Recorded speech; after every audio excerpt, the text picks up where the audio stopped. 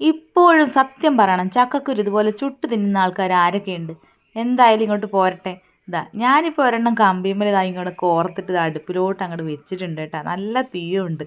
ആ ഇതങ്ങോട്ട് ചുട്ട് ഇങ്ങോട്ട് വരുമ്പോണ്ടല്ലോ, ഞാൻ പണ്ട് അച്ചാമ്മയൊക്കെ നമുക്ക് വറുത്തൊക്കെ ഇങ്ങനെ ചുട്ട് ഇതൊക്കെ തരുമ്പോൾ നല്ലൊരു ടേസ്റ്റ് ആട്ടോ. അത് തിന്നാൻ വേണ്ടിയിട്ട് നല്ല വിൻറ്റേജ് പറയുന്നല്ല പുട്ട് തിന്നുന്ന പോലെ ഉണ്ടാവുമെന്ന്. അപ്പോൾ അതുപോലത്തെ ഒരു ടേസ്റ്റ് ആട്ടോ. അപ്പോൾ ഞാൻ എന്തായാലും റിസ്ക് എടുക്കാൻ തയ്യാറായിട്ടാണ് ഉള്ളത്. അപ്പോൾ എന്തായാലും ഒരെണ്ണമെങ്കിലും ഇന്ന് ചുട്ട് തിന്നിരിക്കും എന്നുള്ളൊരു വാശിയിലായിരുന്നു. അടുപ്പ് അങ്ങോട്ട് കത്തിച്ചപ്പോൾ പിന്നെ ഒന്നും നോക്കിയില്ല, അടുപ്പിൽ അങ്ങ് വെച്ച് അങ്ങോട്ട് ചുട്ട്. ശരിക്കും പറഞ്ഞാൽ അമ്മയൊക്കെ പണ്ട് ചെയ്യുന്നതാണ്, നേരെ അങ്ങോട്ട് 5-6 വാരി ആ നല്ല തീയുള്ള അടുപ്പിലോട്ട് അങ്ങോട്ട് കോരി അങ്ങോട്ട് ഇടും. എന്നിട്ട് ഒരു തോണ്ടിയെടുക്കല ലാസ്റ്റ്. അപ്പോൾ തീയും പോവും തിരിയും പോവും എല്ലാം പോവും. അപ്പോൾ അത്ര റിസ്ക് ഒന്നും ഞാൻ എടുക്കുന്നില്ല. ഞാനപ്പോൾ ഒരെണ്ണത്തിൽ നിർത്താമെന്ന് വിചാരിച്ചപ്പോൾ എനിക്ക് അതൊന്ന് തിന്ന് കഴിഞ്ഞപ്പോൾ എനിക്ക് പറ്റുന്നില്ല കേട്ടോ. ഒരെണ്ണത്തിൽ നിർത്തിയാൽ ശരിയാവില്ല, വായി കേടാവുന്ന പോലെ ആയി പോകുന്നു.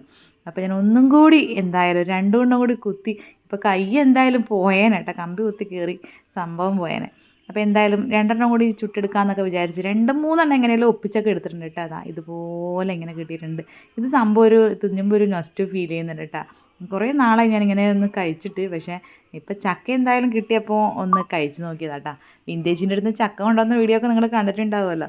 അപ്പോൾ അതിൽ കൂടി ഇന്നൊരു ചക്കമയം വരുന്നു കേട്ടോ. മൊത്തം ചക്കക്കുരു തോരൻ, ചക്കക്കുരു മറ്റേ വിൻറ്റേജിനൊക്കെ നമുക്ക് ചക്കക്കുരുവിൻ്റെ ഷെയ്ക്ക് അടിച്ച് തന്നു കേട്ടോ. ആ വീഡിയോ ഞാൻ വന്നതിന് ശേഷമാണോ ഇത് ഇടുന്നത് എന്താണെന്ന് അറിയില്ല.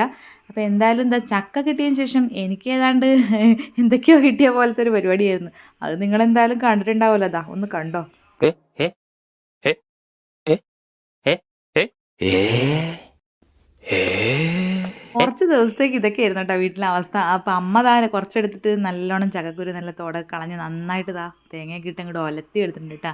പറയാതെ വയ്യ കേട്ടോ, നല്ല രസമുണ്ട് കേട്ടോ, നല്ല ടേസ്റ്റ് ഉണ്ട്. ഞാൻ പൊതുവേ ചക്കക്കുരു ഒലത്തങ്ങനെ കൂട്ടാത്ത ആളാണ്, പക്ഷേ നല്ല രസമുണ്ട് കേട്ടോ. എന്തായാലും എനിക്കിഷ്ടപ്പെട്ടു.